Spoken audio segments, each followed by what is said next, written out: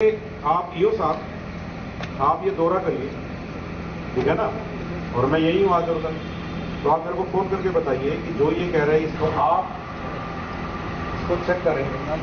अगर किए हैं तो 10 दिनों में कोई दोबारा बहुत बड़ी बरसात हुई है नहीं आई, तो उसका मतलब अगर हुए होंगे तो दिख जाएंगे। अब एक बात याद रखना, अगर ये झूठ निकला फिर अगर मान लीजिए ईओ साहब ने कहा कि नाले साफ नहीं हुए, फिर आप बताओ क्या करना। तो ये तो उसी तरफ की बात करेगा जिस तरफ का ये है, ये और जगह की बात अभी क्यों करेगा। तो फिर आपने इसका मतलब ये आपकी गलत थोड़ी आपके ऊपर वो कर रहा था, इसने आपको यही कहा कि झूठ बोल रहे हो।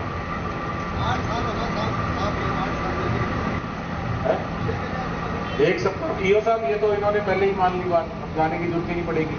तो भैया ऐसा है कि उन्होंने जो कहा वो सही कहा है, तो आपने क्यों नहीं बताई, क्योंकि ये तो बरसात तो आ चुकी होती 10 दिन पहले, तो बरसात लेट है 10 दिन, बरसात तो आ चुकी होती थी,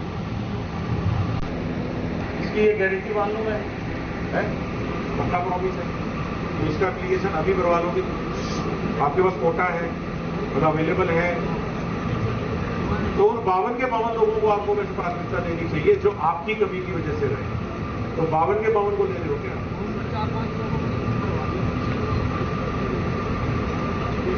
अब यार देखो, ये तो सब मैटर एलएसजी सेक्रेटरी होता तो मैं तब तो बढ़िया से जांच करा देता। अब मैं रवि जैन के काम में तो घुसूंगा नहीं, ठीक है ना, वो रवि जैन देखेगा, मैं तो केवल आपको इतना ही बोलूंगा कि कर लेना, और आपने अगर मेरे सामने कमिटमेंट दिया है तो उससे पीछे मत हटना, क्योंकि हमारे पास नहीं करने के रीजन तो पैदा हो ही जाते हैं, कोई ना कोई रीजन से अपन वेरीफाई तो कर ही लेंगे, लेकिन देने का रीजन निकालो। करने का असर और तो उन्होंने चलाने का लाइसेंस तो आपसे लिया होगा ना, तो बिना फायर के हमने लाइसेंस दे दिया। लोग जो अपना रेस्टोरेंट खोल लेते हैं बिना नगर पालिका से पूछे, और जब फिर आप देखने गए ये तो रेस्टोरेंट है और इसमें तो फायर नहीं है और ये। लेकिन देखो रेस्टोरेंट में तो जैसे भी दिल्ली में घटना हुई तो काफी लोग मर गए क्योंकि प्रॉब्लम आ गई, इसके बाद कोचिंग इंस्टीट्यूट में आग लग गई तो काफी बच्चे मर गए, फिर उसके बाद हॉस्पिटल में भी कई बार बहुत कॉमन है, हॉस्पिटल में कई मशीनें होती हैं जिसमें वो है, तो ये कोई सख्ती का सवाल नहीं है, जहाँ पे लोगों की जान का सवाल है, लोग बच नहीं पाएंगे आग लगने पे, वहाँ पे ये जरूरी है, मतलब हेरासमेंट भी नहीं हो लेकिन ये तो जरूरी चीज है।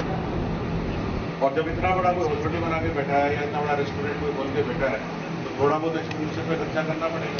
स्मार्ट स्वीकृति नॉर्मली अपने ये भी कल्चर नहीं है कि मैं जब कोई मकान बनाऊं या ऊपर मंजिल बनाऊं तो मैं नगर पालिका को बताऊं, तो 8 में से 3 को निस्तारित किया, बाकी 5 को नहीं किया। लोगों को बैंक के लोन के लिए जरूरत थी, उन्होंने तो ले ली, तो बाकी 5 को भी जरूरत होगी लेकिन उन्होंने पैसे जमा नहीं कराए, और जिनको बैंक के लोन की जरूरत नहीं है उनको निर्माण स्वीकृति की भी जरूरत नहीं है।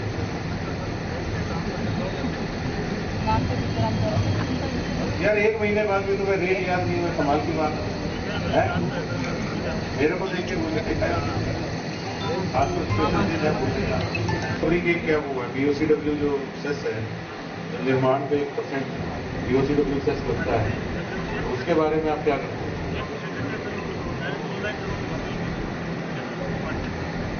लेकिन आप तो कह रहे हो कि लोग निर्माण की स्वीकृति नहीं लेते, तो अगर निर्माण की स्वीकृति नहीं लेते तो बीओसीडब्ल्यू सेस को कौन लेगा। वो तो ध्यान है मुझे, 10 लाख से नीचे तो कब 10 लाख में क्या, 10 लाख तो मकान में लगेंगे।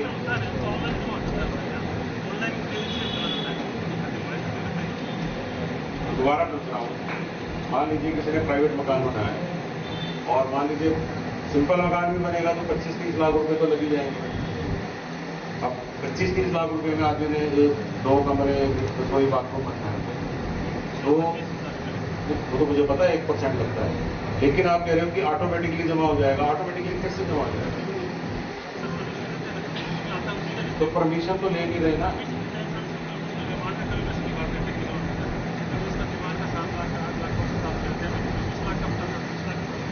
आपके झुंझुनों में एक ही लेबर इंस्पेक्टर होने से ज्यादा तो होता ही नहीं, ठीक है, एक ही होगा, एक भी नहीं होता जिलों में, तो जो झुंझुनों का लेबर इंस्पेक्टर है वो तो उदयपुरवाटी कभी आ नहीं सकता, तो सवाल ही पैदा नहीं होता, मुश्किल है बड़ा।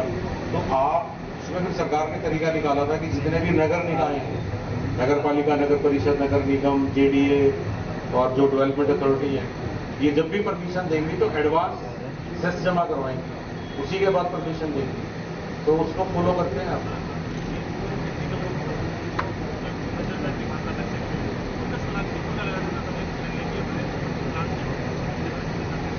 आपने पिछले 1 साल में कोई BOCW सेस जमा कराया है? एक भी मकान 10 लाख रुपए से ज्यादा का नहीं बना। कितने रुपए फुट का कंस्ट्रक्शन होता है? 1200 से 1300 रुपए। तो 10 लाख रुपए के लिए तो कितने फीट का चाहिए? 800 फीट है? तो 800 फीट का मकान तो होता होगा, यहाँ पे 800 फीट का मकान नहीं होता। 1200 रुपए तो सही है, सब सही है। 100 गज में कितने फीट होते हैं? तो ना, फिर कैसे? इतना तो होता ही होगा। सवाल ये नहीं है 10,000 रुपए का, सवाल ये है कि आदत या इस सिस्टम को शुरू करने की आदत नहीं पाली।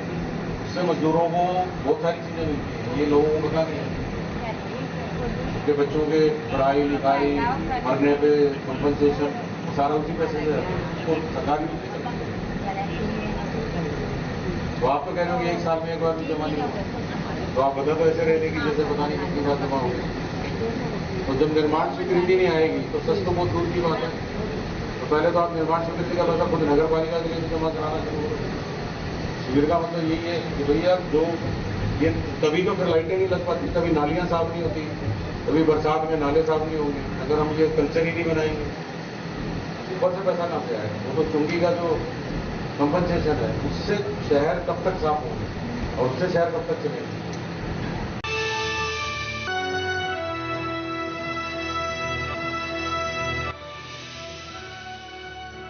ये है शेखावाटी लाइव, धड़कन शेखावाटी की